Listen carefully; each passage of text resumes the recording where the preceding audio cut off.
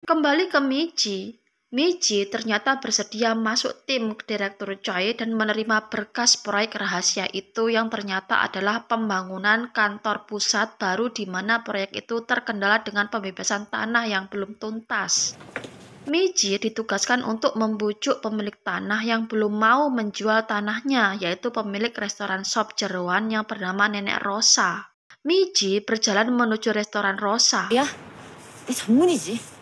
Tak disangka, tidak gampang menemui nenek ini. Untuk masuk saja, dia harus bersedia memesan makanan di restoran itu.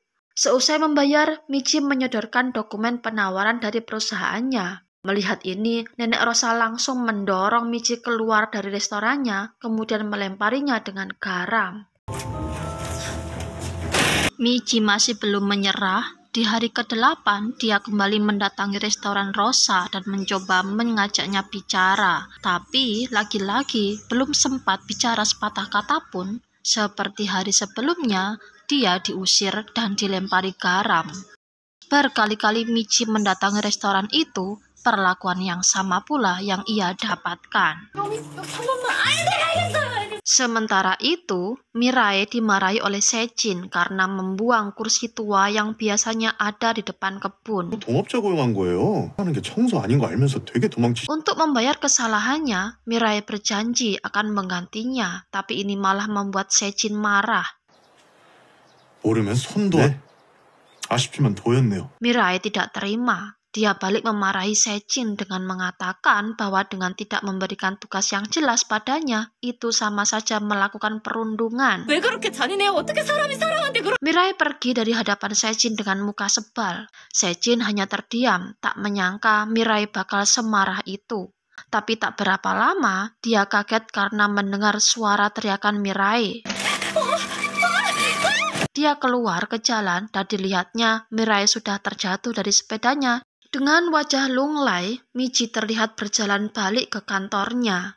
Dia berhenti sejenak karena tumit kakinya berdarah akibat tak terbiasa memakai sepatu hak tinggi. Tak berapa lama, dia meneruskan langkahnya. Michi dan Hosu saling berpapasan, tapi Michi tidak menyadarinya. Tidak dengan Hosu, dia menyadari telah berpapasan dengan Mirai. Oleh karenanya, dia berbalik dan memanggil Mirai. 윤미래? Keduanya sempat tertegun sejenak. Michi kaget karena tiba-tiba bertemu dengan Hosu. Hosu pun kaget. Ada perasaan di antara keduanya yang hanya mereka berdua yang bisa menjelaskan. Michi berusaha menutupi perasaannya itu.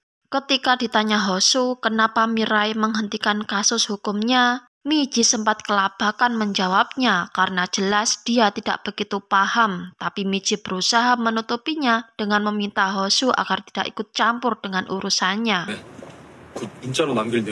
Tapi Hosu bersikeras ingin membicarakan masalah ini di tempat tersendiri.